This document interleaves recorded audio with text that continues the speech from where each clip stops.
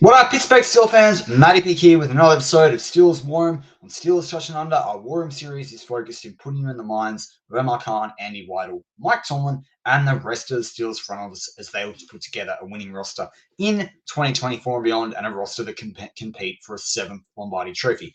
All right, today we're doing our linemen. We've been through wide receivers, we've been through tight ends, we've been through running backs. We may or may not do quarterback in this cycle because the Steelers have two clear options as a starting quarterback and backup quarterback in Russell Wilson and Justin Fields. So do we will look at O-linemen today? We're going to look at O-linemen in terms of offensive tackle, interior linemen, and then the overall top prospects that I think for the Steelers across all 3 days of the draft, but with a priority of, as I said, top and best prospects. So the guy's going to be taken first. That's where it does become a bit of a ranking.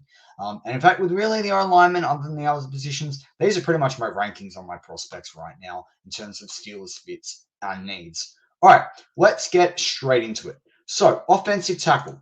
I've talked a lot about this. A lot of shows, a lot of Steelers channels have talked about tackle and center, less so guard.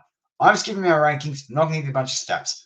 Fuaga is my number one tackle in this draft. Not Joe Alt, it's Fuaga. Fuaga with his versatility to play left and right, that's my guy. Joe Alt's going to be drafted before the Steelers pick, no matter whether they trade up, trade down for him. That is what it is.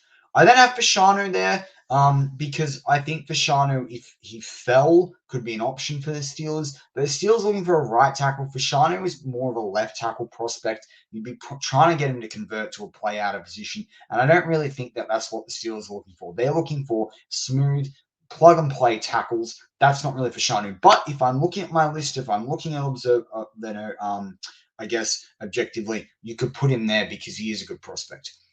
The next person that was really hard to pick, and that's why I kind of have them equal third on my list there, they're both being picked on day one, is Amaris Mims and J.C. Latham. This is because J.C. Latham is more of the day one starter. Amaris Mims has had a lot less starts in college, but Amaris Mims has probably the better potential when you compare the two blokes, or he's got his ceiling is higher than J.C. Latham's.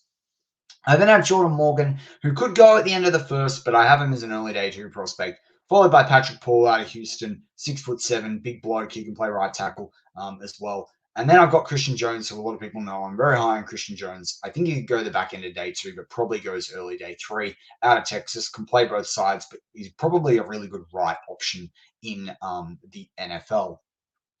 If we move on to the interior offensive line and center, these are my prospect rankings. And I'm going to shock some people. You let me know in the comments. You might completely disagree with me, but this is how I see it, right?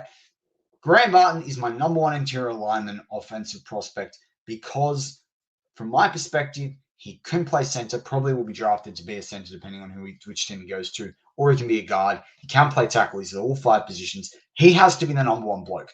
I don't care. That's what he's got to do. He's done half the snaps that Jackson Powers-Johnson's had. To me, he's probably actually in any given draft a top 15 pick.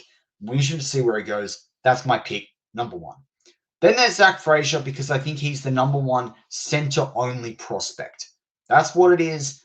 That's how I see it. I then have Cedric Van Pran-Granger because actually I like the potential. I know his arms are shorter, but he's a proven guy with snaps at center position. If you want to get a center that's plug and play and you miss out on Zach Frazier, Cedric Van Pran-Granger is your guy. Played at Georgia, fits the Steelers because of the fact they got Broderick Jones as well. And played at Georgia. They got Darnell Washington. If they picked Mims first up, this is it makes sense. That's what it does. It makes sense. I then have Christian Haynes. If you're looking at guard out of UConn, he's probably the best guard outside of Graham Barton in this draft. That is what it is. That's how I see it.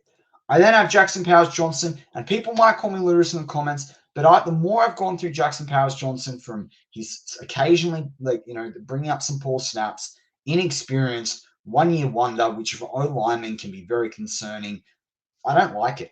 And a lot of people go, hang on, he's the top-rated center in the draft. Well, actually, no, I think it's pretty equal between Barton. And secondly, we see a lot of players that get drafted in the first round have nothing careers.